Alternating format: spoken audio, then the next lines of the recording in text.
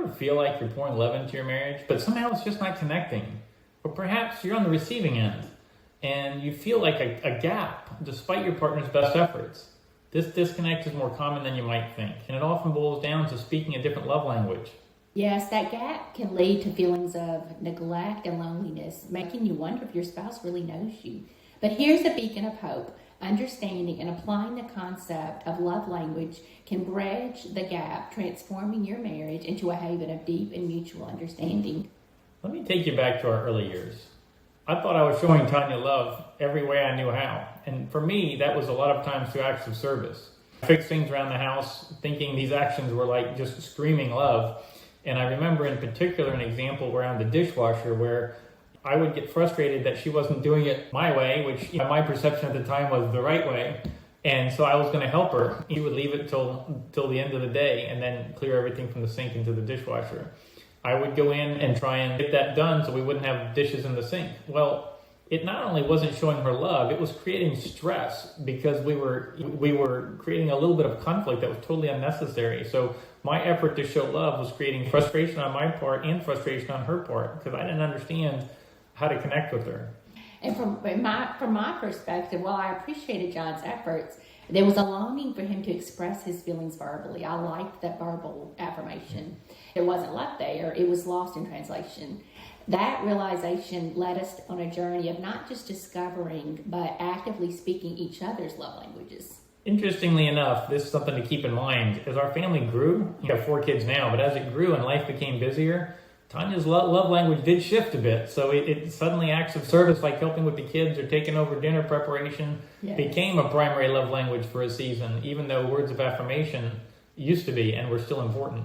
A vivid reminder that love languages aren't static. They evolve and change with our circumstances and our life stages. Yes. This evolution underscores the importance of staying attuned to each other's needs. So love can be expressed in the right language at the right time. It can truly make your spouse feel, be seen, and valued. So it's about making the effort to understand them and then acting out that knowledge. Gary Chapman did a very good job in illustrating this through his book, The 5 Love Languages. And that was really impactful for our understanding of this aspect of our marriage. It categorizes the way we give and receive love into 5 types: words of affirmation, quality time, receiving gifts, acts of service, and physical touch. And the thing is, understanding these languages opens up a new dimension of intimacy and connection in your marriage. But when you don't understand them, it's like you're speaking a different language they don't understand. So the first one is words of affirmation. It's not about just saying, I love you. It's about affirming your partner, recognizing their achievements, and verbalizing your appreciation and affection for them. Quality time, it means giving your undivided attention, sharing moments, and making memories together. It's about being present, physically and emotionally. So it doesn't count if we're talking over dinner and I've got my screen up in front of me with my phone and she's got the same. That's not quality time.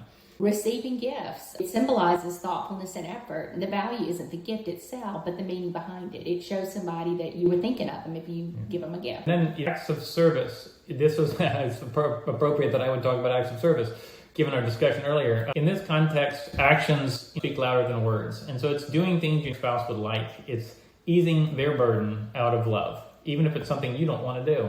Yes, and physical touch. Just a gentle touch, a hug, a kiss can convey love and reassurance. It's about the physical closeness and intimacy. Recognizing your own spouse's primary love language is finding a key to their heart. But remember, it's equally important to revisit and adapt these love languages as your relationship grows and evolves. As we had more and more little kids, 3, it's nice that I was giving words of affirmation to Tanya, but she needed some physical help too. And just as you think about that importance of not only understanding it once, but ongoing, there's actually a free online quiz you can take to help zero in on understanding for you and your spouse. It's you can look at the 5 love languages quiz on a browser and find that. Yes, we found that direct conversations about love languages instead of assumptions can deepen your connection. You want to talk about it. What is your love language? It invites openness and vulnerability, laying a foundation for a more fulfilling relationship. Yeah, it's crazy that actually talking to each other, and meaningfully so, it is actually helpful versus guessing. So that is a good tip pretty much for everything in marriage. But start by observing and reflecting on what truly makes your partner feel loved. experiment with different kinds of expressions and of love and notice their reactions. It's okay to try something that maybe doesn't work as well and then try something else that does. And then you do more of the one that works. Crucially, again, communicate. Ask your partner what makes them feel most loved and share your feelings too in a nice way. Encourage your spouse when they make an effort to speak your love language. Give them positive feedback and be open about what resonates with you. The mutual understanding and respect for each other's love language can significantly enhance your marriage bond. Yeah, it's so important to have that conversation and to be able to give feedback in a constructive way. I hope this has really been a message that's been powerful and helpful for a lot of you. For those of you who may be ready to dive into a deeper understanding and want to start really getting some help to apply this and other concepts to strengthen your marriage, you can visit solidrockmarriagerestoration.com. You can schedule a call with us to discuss how we can help guide you through enriching your marriage and strengthening it, or in some cases, healing and restoring it. Join us. Hope you take a look. Check it out. Embracing and applying the 5 love languages is more than just a strategy. It's a journey towards a more intimate and loving marriage. So together, let's unlock the full potential of your relationship, ensuring you both feel truly loved and appreciated in the language that speaks to your hearts. So once again, hope this has blessed you today. May the grace and peace of our Lord be with you. Have a good day.